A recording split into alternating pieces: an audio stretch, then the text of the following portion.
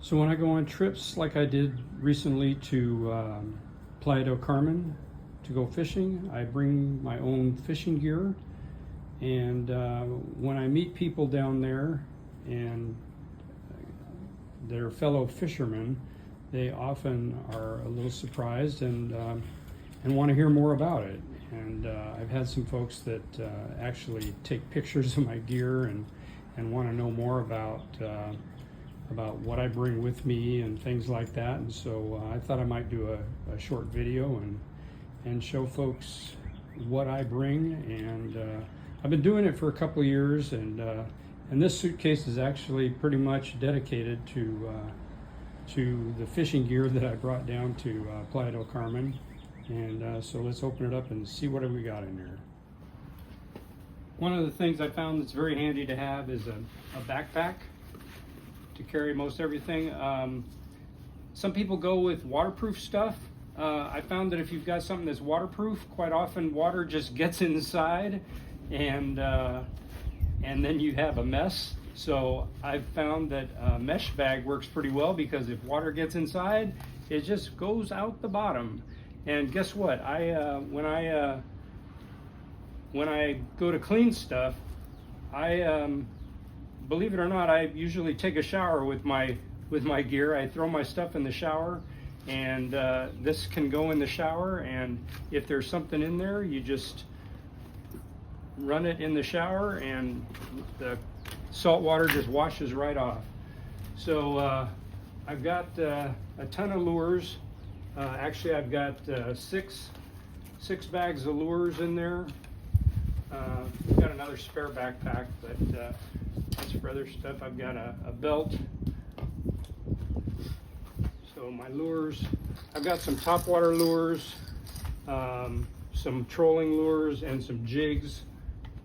And then these are my poles. I'll go over the poles a little bit more detail later. I've got well, let's see, get those out. I've got a fish cooler. Now, a lot of times when I bring this on the boat, the crew looks at me kind of cross-eyed. It's like, why are you bringing a cooler on the boat?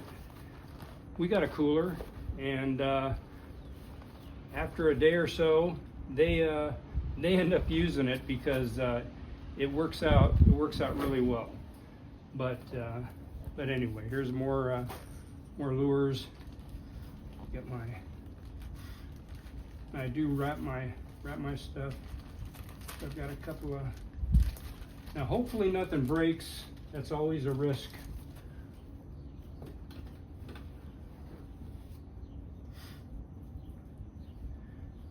So I've got my reels. Got 3 reels and 3 rods. Now, going to Mexico, you're allowed to bring four rods and 4 reels, 4 setups per person. And then I've got my tackle box. So I've got so that's my gear all in all. Like I said, I'll show you the rods and reels here in a second.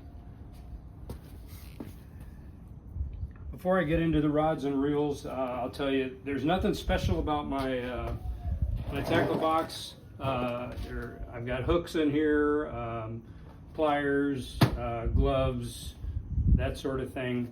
The only thing about the tackle box that I would say is that if you get a tackle box that you're going to be traveling with, it's got to be a tackle box that can be flipped any direction. If you get a tackle box that has to be upright, it's not going to do you any good, because it's going to be flipping around all directions. So it has to be a tackle box that can go any direction. It can be flipped over any direction. All right. Having said that, the rods and reels. Most people are interested in the rods and reels. So the first one I've got 2 conventional and 1 spinner. I've got other spinners that I can use, but they're all pretty much the same, with one exception. I do have a jigging pole that is a little bit different, but this is what I travel with. So what I was fishing for, I'm not fishing for blue marlin, black marlin, stuff like that. I'd be traveling with Penn Internationals and heavyweight gear and stuff like that. I'm not doing that. I'm traveling. I'm looking for mahi-mahi, wahoo, blackfin tuna, that sort of thing. So, having said that, I'm traveling with primarily 50 to 80 pound test line. This is spooled with 50. I'll probably re-spool it with 65 pound test. This is a spin fisher, Penn spin fisher, 8500. It did pretty well for me. And this is a what is this? It is a Triumphate. What is it? What's the make? Come on, can't you know what make this is? Anyway, this has done me pretty well. It is a fib link. This is a fib link Triumphate. And one thing to note is you want to make sure that it's got a butt. If you're going to be trolling, it's got a butt that you control with the interlocking butt.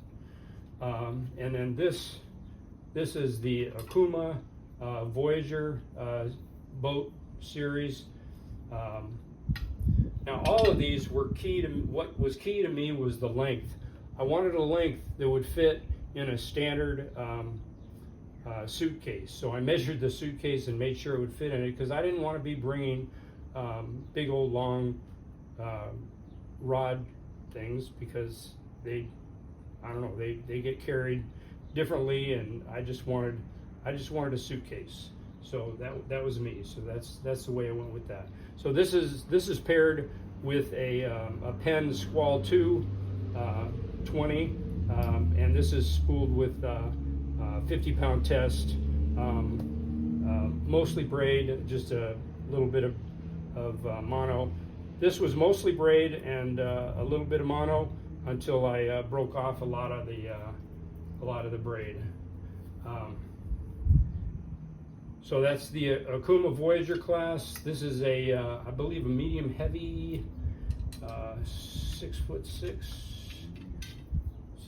Yeah, 6'6", 30 to 60 pound class. Okay, and then this last one is paired. This is a tip of the hat to my dad. This is a Senator, Penn Senator, old school type reel. It's spooled with 85 pound test, about 100 foot of mono. The rest is 85 pound.